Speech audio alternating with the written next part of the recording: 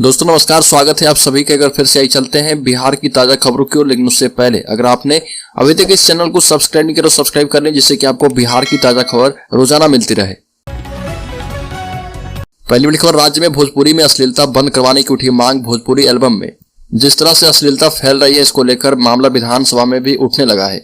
Bhojpuri film और Bhojpuri album में अश्लीलता को लेकर बिहार विधानसभा में एक महिला विधायक ने ध्यानाकर्षण प्रस्ताव लाया। कांग्रेस की महिला विधायक प्रतिमा दास ने विधानसभा में ध्यानाकर्षण में सरकार से सवाल पूछा कि जिस तरह के अश्लील गीत बनाए जा रहे हैं उसमें कोई रोक टोक नहीं है। भोजपुरी गायक किसी भी अश्लीलता की हद पार कर भोजपुरी गाने को गा रहे, जिसे समाज और परिवार के साथ सुनना शर्मिंदगी की बात हो गई है। विधायक ने मांग उठाई कि कलाकार भोजपुरी गीत गाते हैं या बनाते हैं वह पहले सेंसरशिप में अप्लाई करे और सरकार उसे अप्रूव करे, इसके बाद उसे मार्केट में लाया जाए। सरकार की तरफ से आश्वासन मिल चुका है, इस पर सरकार काम करेगी। राज्य के पटना जिले में बीजेपी की प्रदेश कार्य समिति की महिला नेता और पटना की पूर्व मेयर प्रत्याशी श्वेता झा से पूछताछ होगी। इन्हें आर्थिक अपराध इकाई ईओयू ने अपने ऑफिस बुलाया है। श्वेता झा ने कुछ दिन पहले एक पिस्टल के साथ अपने इंस्टाग्राम पर एक रील शेयर की थी। इस रील में वो एक पिस्टल के साथ दिख रही है। ईओयू ने उन्हें पिस्टल के साथ ऑफिस आने को कहा है। पिस्टल के साथ साथ श्वेता झा को उसका लाइसेंस भी लेकर आने को कहा गया।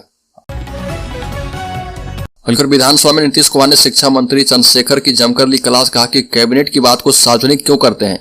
विधानसभा में राज्यपाल के अभिभाषण पर बोलते हुए सीएम नीतीश कुमार ने शिक्षा मंत्री चंद्रशेखर की तरफ इशारा करते हुए कहा कि ये कैबिनेट की बात को भी उजागर कर दे रहे। नीतीश कुमार ने कहा कि हम अखबार में देखे कि शिक्षा मंत्री चंद्रशेखर के हवाले से खबर छपी थी। सीएम नीतीश कुमार ने तंज कसते हुए कहा कि कैबिनेट में भेजे जाने की बात सार्वजनिक नहीं की जाती है। कैबिनेट में जो कुछ होता है उसके बारे में बाहर नहीं कहा जाता। कैबिनेट में जब पास हो जाता है तब ऐलान होता है और संविधान में इसका प्रावधान है, लेकिन अखबार में छपने लगा कि कैबिनेट में प्रस्ताव भेज दिया गया है, जो कि गलत है। राज्य में रामचरितमानस विवाद में चंद्रशेखर के बयान पर जेडीयू विधायक गर्म हो गए। महागठबंधन में बढ़ रही है दरारें। बिहार में रामचरितमानस विवाद पर महागठबंधन में दरार बढ़ती जा रही है। शिक्षा मंत्री चंद्रशेखर के रामचरितमानस पर विवादित बयान के बाद मुख्यमंत्री नीतीश कुमार की पार्टी जेडीयू के विधायक ने उन्हें धर्म बदलने की नसीहत दे दी। जेडीयू विधायक संजीव सिंह ने कहा कि शिक्षा मंत्री को मेंटल डिसऑर्डर हो गया है। अगर उन्हें अपने धर्म से दिक्कत है तो वो इसे बदल क्यों नहीं देते।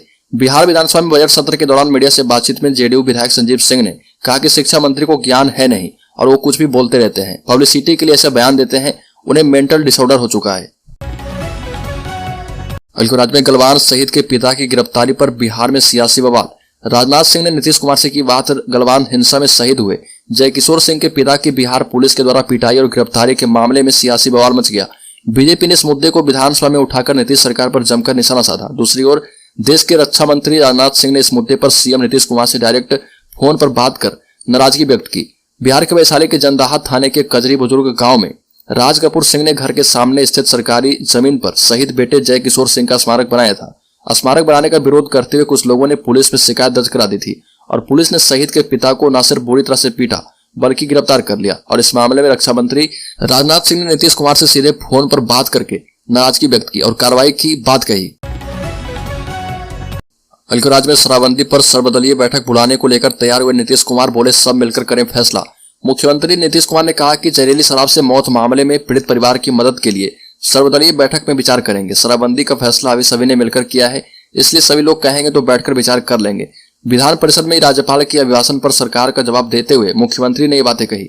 नेता प्रतिपक्ष सम्राट चौधरी के द्वारा पीड़ित परिवार को मुआवजा देने से संबंधित प्रस्ताव पर उन्होंने कहा कि गलती जहरीली शराब पीने वालों की है। मुआवजा पर हम लोग एक बार फिर से वर्ष 2016 में विचार किए थे कि जो शराब बेचा है उसी से दिलवाएंगे। नीतीश कुमार ने कहा कि शराबबंदी अकेले मेरा या कोई एक पार्टी का फैसला नहीं है, सभी लोग एकजुट होकर इसका निर्णय लिए हैं, इसलिए जब कहिएगा हम सर्वदलीय बैठक बुला लेंगे। आजकल बिहार पुलिस में 75,000 नई भर्ती का ऐलान। बिहार सरकार ने अपने बजट में करीब 4 लाख पदों पर भर्ती और 10 लाख रोजगार सृजित करने का भरोसा दिया है। वित्त मंत्री ने बजट पेश करते हुए उन तकरीबन 4 लाख नौकरियों का ब्यौरा पेश किया जिनकी भर्ती होनी है या भर्ती प्रक्रिया चल रही है। बिहार पुलिस में निकलने वाली 75,543 पदों पर भर्ती भी शामिल है। वित्त मंत्री के ऐलान से उम्मीद की जा रही है कि बिहार पुलिस में आने वाले महीनों में constable, SI, ASI, constable, driver के पदों पर बम्पर भर्ती निकलने वाली है। 75,000 पदों में से करीब 48,000 पद सीधी भर्ती से भरे जाएंगे और इनकी मंजूरी पहले कैबिनेट बैठक में दी जा चुकी है। 22+ कैटेगरी की सुरक्षा मिलते ही बदल गए हैं मुकेश सैनी के बोल। कहा कि अपराध रोकने के लिए यूपी पुलिस से सीख ले बिहार पुलिस। विकासशील इंसान पार्टी बीआईपी के प्रमुख और पूर्व मंत्री मुकेश सैनी ने बिहार में बढ़ती आपराधिक घटनाओं पर चिंता व्यक्त करते हुए कहा कि अब बिहार पुलिस को अपराध रोकने के लिए उत्तर प्रदेश पुलिस से सीख लेनी चाहिए। हालांकि उन्होंने इसे जंगल राज कहने से इनकार किया। लेकिन उन्होंने यह भी कहा कि अगर घटना के बाद भी अधिकारी नहीं काम कर रहे तो इसे जंगल राज ही कहा जाएगा। सिवान में पत्रकारों से चर्चा करते हुए मुकेश सैनी ने कहा कि कानून व्यवस्था की स्थिति पूरे बिहार में खराब है, लेकिन उसमें भी सबसे खराब हालत सिवान की है। आरोप लगाते हुए कहा कि यहाँ के अधिकारी काम करना ही नहीं चाहते और साथ ही पुलिस महानिदेशक डीजीपी से लोगों को काफी उम्मीद थी। अलखोर राज्य में मार्च 2025 से पहले शुरू हो जाएंगे पटना मेट्रो के 5 स्टेशन। आवागमन में होगी सहूलियत। बिहार सरकार के बजट 2023-24 से पटना के विकास की रफ्तार अब और भी तेज होगी। बजट में शहर में कई प्रोजेक्ट के लिए राशि स्वीकृत की गई है। कई प्रोजेक्ट का विस्तार भी किया गया है। पटना में मेट्रो, वाटर, ड्रेनेज सिस्टम, शिक्षा, स्वास्थ्य आदि के क्षेत्रों में अधिक सुविधाएं मिलेगी। सड़कों एवं फ्लाईओवर के निर्माण से आवागमन में सहूलियत होगी और अगले वित्तीय वर्ष में पहले से चली आ रही और शुरू होने वाली नई प्रोजेक्टों पर लगभग 10,000 करोड़ से अधिक राशि खर्च होगी और इससे विकास की रफ्तार को गति मिलेगी। पटना मेट्रो रेल परियोजनाओं में 2 कॉरिडोर का चयन किया गया है और इस योजना के लिए राज्य सरकार के द्वारा 1670 करोड़ रुपए की राशि उपलब्ध कराई गई है। अलखोर तमिलनाडु में बिहार के मजदूर निशाने पर हैं। स्टेशनों पर घर लौटने वालों की लगी लंबी कतार बताई अपनी पीड़ा। तमिलनाडु के त्रिपुर में उत्तर भारतीयों को वहां से भगाने की कोशिश लगातार जारी है। स्थिति को देखते हुए वहां पर रह रहे प्रवासी लोग भी वापस अपने घर लौट रहे हैं। वहां पर काम कर रहे लोगों के परिजन घर में चिंतित हैं। किसी की मां, किसी की पत्नी तो किसी की मंगेतर परेशान है। तमिलनाडु में बिहारी मजदूर के साथ मारपीट के कारण बिहार, झारखंड और यूपी के लोग घर लौटने लगे हैं। इसके कारण ट्रेनों में टिकट नहीं मिल रहा। स्टेशनों पर लंबी कतार लगी हुई है। मजदूर टिकट लेने सुबह जाते हैं और घंटों लाइन में लगे रहते हैं, लेकिन टिकट नहीं मिल रहा। तमिलनाडु में बिहारी मजदूर खासकर हिंदी बोलने वालों को जानकर निशाना बनाया जा रहा। पिछले 2 महीने में बिहार के 12 लोगों की हत्या वहां पर की गई है। अलखोर राज्य में डबल मीनिंग वाले भोजपुरी गानों और अश्लील म्यूजिक वीडियो के खिलाफ बिहार सरकार सख्त कार्रवाई करेगी।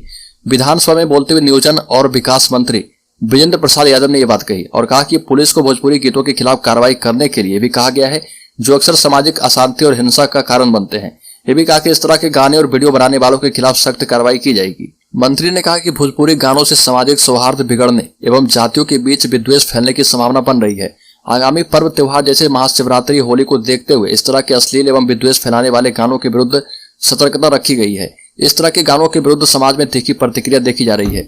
मंत्री ने निर्देश दिया है कि सोशल मीडिया पर अपलोड करने वालों के अवैधानिक, अमर्यादित कृत्यों पर निरोधात्मक विधियुक्त कार्रवाई आवश्यक है। अलखोर राज्य में लोक जनशक्ति पार्टी के राष्ट्रीय अध्यक्ष और सांसद चिराग पासवान ने बिहार के शिक्षा मंत्री पर समाज को बांटने का आरोप लगाते हुए बिहार सरकार पर जमकर हमला बोला और सहरसा जाने के दौरान बेगूसराय के निजी अस्पतालों में पत्रकार से बात करते हुए चिराग पासवान ने कहा कि बिहार के शिक्षा मंत्री चंद्रशेखर बिहार के शिक्षा पर नहीं बोलकर धार्मिक ग्रंथों की बात कर समाज को बांटने का काम कर रहे हैं। किसी को भी किसी धार्मिक ग्रंथ पर बोलने का अधिकार नहीं है, चाहे वह रामचरितमानस हो या फिर अन्य ग्रंथ। चिराग पासवान ने कहा कि बिहार की शिक्षा की हालत बदतर है, लेकिन शिक्षा मंत्री को शिक्षा से मतलब नहीं है, वह धर्मों पर बोलने का काम करते हैं। अलखोर राज्य में बिहार की सेविका सहायिका के वेतन में 25% की होगी वृद्धि। राज्य की आंगनवाड़ी सेविका एवं सहायिका के मानदेय में 25% की वृद्धि होने वाली है। मानदेय वृद्धि अगस्त 2023 के प्रभाव से लागू होगी। सूचना भवन के संवाद कक्ष में आयोजित प्रेस कॉन्फ्रेंस में समाज कल्याण मंत्री ने जानकारी दी और कहा कि 743 महिला पर्यवेक्षिकाओं की बहाली भी की जाएगी और इसमें आंगनवाड़ी सेविका एवं सहायिकाओं को प्राथमिकता दी जाएगी। सामाजिक सुरक्षा पेंशन का बकाया भुगतान मार्च में कर दिया जाएगा। राज्य के विभिन्न जिलों में 22,000 आंगनवाड़ी भवन बनकर तैयार हो चुके हैं। प्रेस कॉन्फ्रेंस में समाज कल्याण विभाग की प्रधान सचिव ने कहा कि मुख्यमंत्री नीतीश कुमार ने पूर्व में सेविका सहायिकाओं के मानदेय में वृद्धि की घोषणा की थी, जिसे विभाग ने लागू करने का काम शुरू कर दिया है। अलखोर राज्य के पटना जिले में डेंटिस्ट ने किया सुसाइड। विवाद के बाद छोड़कर चली गई थी पत्नी, मानसिक तनाव बनी वजह, फंदे से लटका मिला। पटना में एक डेंटिस्ट ने सुसाइड कर लिया। उसकी लाश फांसी के फंदे से लटकी हुई मिली। मामला राजधानी के पीरबोहर थाना इलाके का है। सुसाइड करने वाले डेंटिस्ट का नाम अफजल अली है। डेंटिस्ट का घर सब्जी बाग के दर्जी टोला इलाके में है। 3 फ्लोर वाले घर में एक स्टोर रूम है और इसी में फांसी का फंदा बनाकर 32 साल के डॉक्टर अफजल अली झूल गए। अपनी जिंदगी को हमेशा के लिए खत्म कर दिया। इन्हें खोजते हुए परिवार के दूसरे सदस्य जब स्टोर रूम पहुंचे तब खौफनाक मंजर को देखकर इनके होश उड़ गए। परिवार के सदस्य ने पीरबोहर थाना को कॉल कर जानकारी दी। तब पुलिस टीम ने मौके पर पहुंचकर छानबीन की और इसके बाद लाश को पोस्टमार्टम के लिए पीएमसीएच भेज दिया।